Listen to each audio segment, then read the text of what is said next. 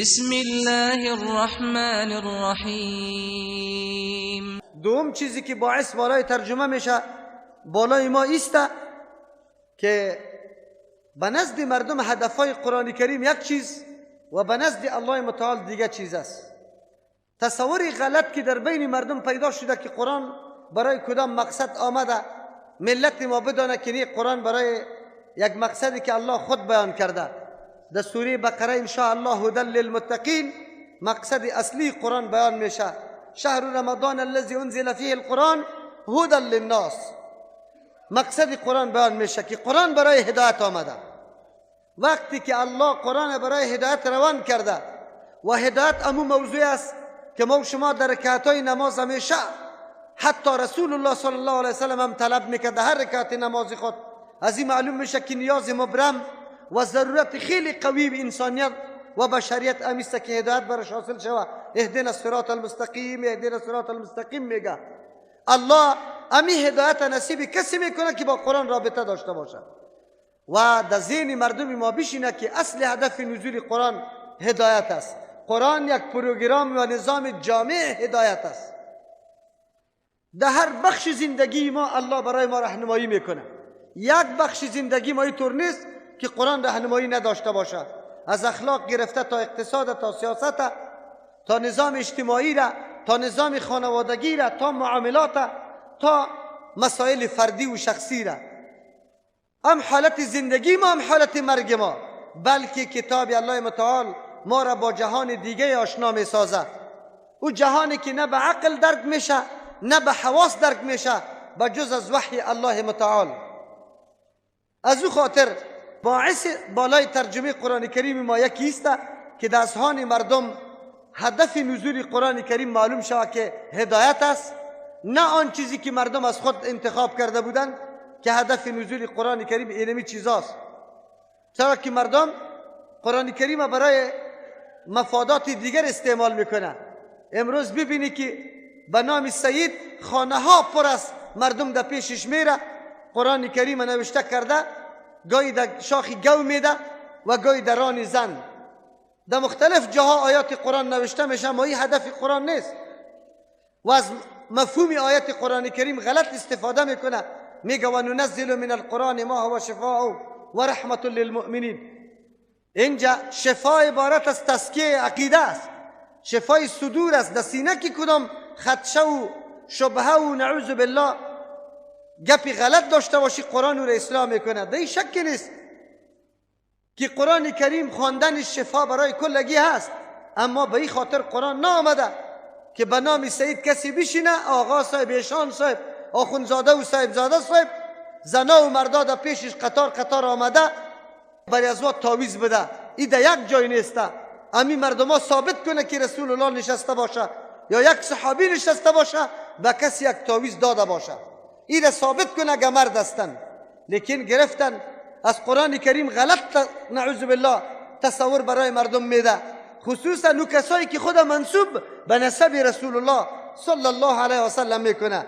ان شاء الله این منسوبین به نسب پیغمبر در روز قیامت اول کسایی باشه که حقوق قرآن پایمال کرده و قرآن به مردم غلط معرفی کرده که قرآن برای فقط دم و چف شما آمده خیر و خلاص، حالان که قرآن برای برنامه بزرگ هدایت است، نه برای ازی که از اون نعوذ بالله دکانداری تاویزا جور شوه یا نعوذ بالله سحر و ساحری شوه. به این خاطر نه آمده. و بدانیم که قرآن کریم برای ازی نه آمده که جندار دفع بکنه، غلای مردم نگاه کنه یا طفل سیاسر گریان نکنه، در خانه نترسه. به این خاطر آمده باشه مردم ما بعد آشنایی پیدا بکنه که قرآن برای هدایت است. این تفصیل نمی کنیم، ان شاء الله بارها براتان گفته شده.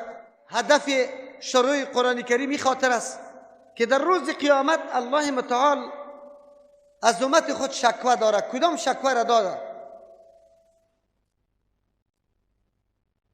شکایتی که قرآن محجور شده باشه نعوذ بالله. برای کدام هدف که آمده مردم ترک کنه و راه دیگری را انتخاب بکنه. و قال الرسول یا رب این قوم اتخذوا هذا القرآن مهجورا. پیغمبر میگه که پروردگار ای قوم ما ای قرآن کریم متروک کرد، گذاشت سر ازی عمل نکرده. ابن کثیر رحمه الله 5 صورت ذکر میکنه برای هجران یا ترک قرآن کریم. اول او کسایی که ایمان به قرآن نداره و قرآن ترک کرده، این معلومدار گپ است که کسی قرآن عقیده نداشته باشه در بدر خاک بسر است. دوم، کسی که در وقت تلاوت قرآن کریم، درس و تفسیر قرآن کریم شور و شغب جور میکنه، هیاهوی جور میکنه و هر چیزی که مانع درس شوه، این هجران قرآن کریم است.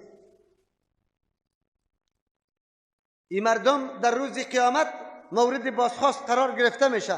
زمانی که قرآن شروع شده بود، چرا تو این چیز روشن کردی؟ در خانه اگر دخترید، زنید، بچه‌ت، پدرت تلاوت قرآن میکنه و تو گرفتی رادیو را چالان کردی، تلویزیونه، در این جمله تم شمار میشی، در این وعید تم شامل میشی، در روز قیامت از پیشت سوال میشه که بجای ازی که خودم برایش گوش نگرفتی، لا اقل سکوت خو اختیار میکردی یک چند دقیقه، لیکن تو گرفتی روشن کردی تلویزیون و رادیوی تا او را در تلاوت قرآن کریم نمیمانی. کسایی که مانع میشه از ترجمه قرآن کریم، یا از او جمله مردمایی است که راه الله را بند میکنه و یا ظالمای بدبخت است. از این که در گمراه ترین اشخاص دیگه پیدا نمیشه، مثل که آلی به بهانه از که در ذهن مردم یک گپ دیگر انداخته که نره که شما را از مذهب میکشه، نره که وهابی میشه، نره که شما را از دین میکشه. این تبلیغات سوی دشمن است و همیشه اینمی تبلیغات از دست امو مردمایی که دکاندار است یا منافع شخصی از واد خطر است، امی تبلیغات میکنه. پیر صاحبایی که مردم در خانقاه فریب داده، او مردم مانع گپ است. مولا صاحبایی که سالا مردم کور نگاه کرده، او مردم تبلیغات میکنه. از او خاطر باعث شروع کردن ترجمه قرآن کریم یکی است که ما درک بکنیم که نه، ما در جمله محجورین نبیم. سوم، راه هجران قرآن کریم است که تدبر در قرآن نمیشه، تأمل در قرآن نمیشه، محض اموتر آیات برای نیت ثواب خوانده میشه، خیر و خلاص، دو تدبر نمیشه. حالان که الله کتاب انزلناه الیک مبارک لیدبروا آیاته است. الله میگه ما این کتاب عظیم و شان است، نازل کردیم به این خاطر پر برکت است که تدبر شود آیات ازی مصالح سنجیده شود، اسرار ازی که در این هفته شده برملا شود، به مردم بازگو شود، حقایق ازی منکشف شود. دنیای کفر قدم به قدم قرآن مطالعه میکنه، بعد از اون تکنیکی ساینسی خود قدم بیشتر میگذاره، تا وقتی که از قرآن امکانش پیدا نکنه یک قدم هم بالا نمیگذاره. به خاطر ازی که درک میکنه که تا قرآن یک موضوع را امکان پذیر اعلان نکرده باشه، نمیشه که کسی در اون موضوع کامیاب شود.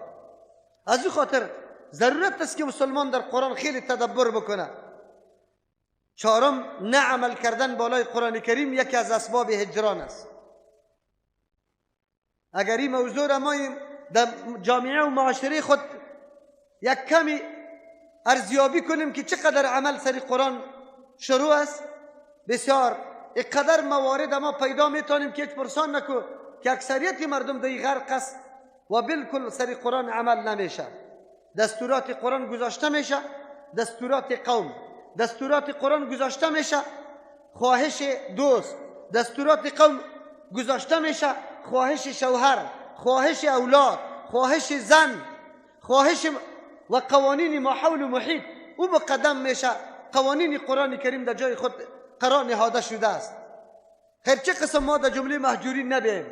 آیا مورد شکایت پیغمبر اگر قرار بگیریم راه نجات برای ما هست باز که ما قرآن ترک کرده باشیم؟ دیگه یکی از جمله اسباب هجران رو آوردن به کتابای دیگه و قرآن ترک کردن که با تأسف در طول تاریخ دسیسه های متنوع از طرف دشمن برای از اینکه ما با قرآن علاقه نداشته باشیم امی کارا جور شده. حزب البحر از کجا پیدا شده که سفیدای ما در پوش چرمی در بغلای خود گرد میگشتاندن؟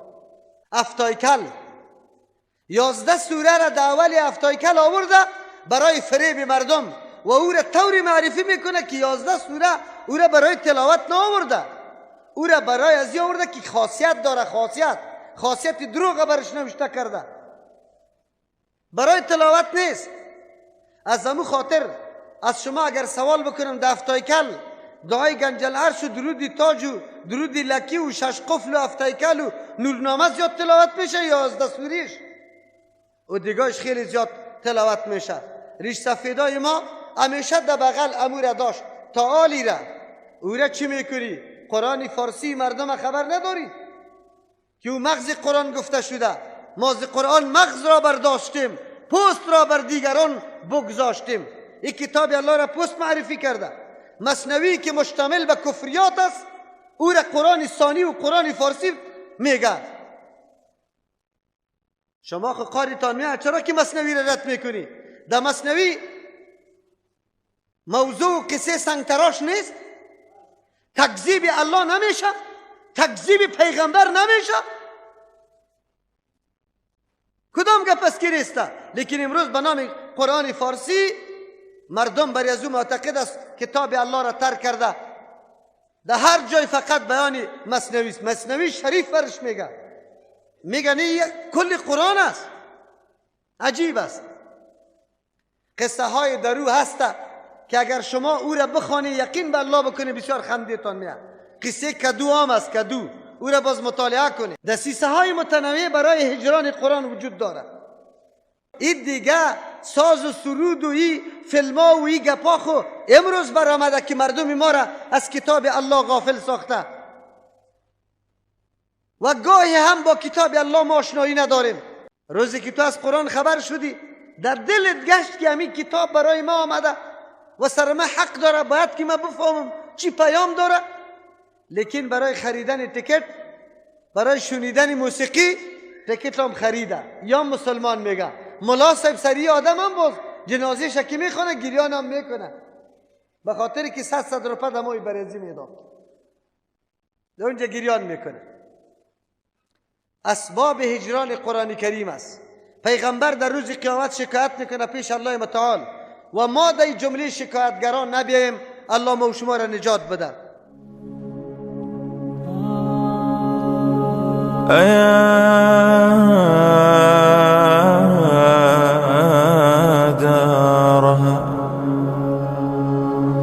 أيا دارها حييت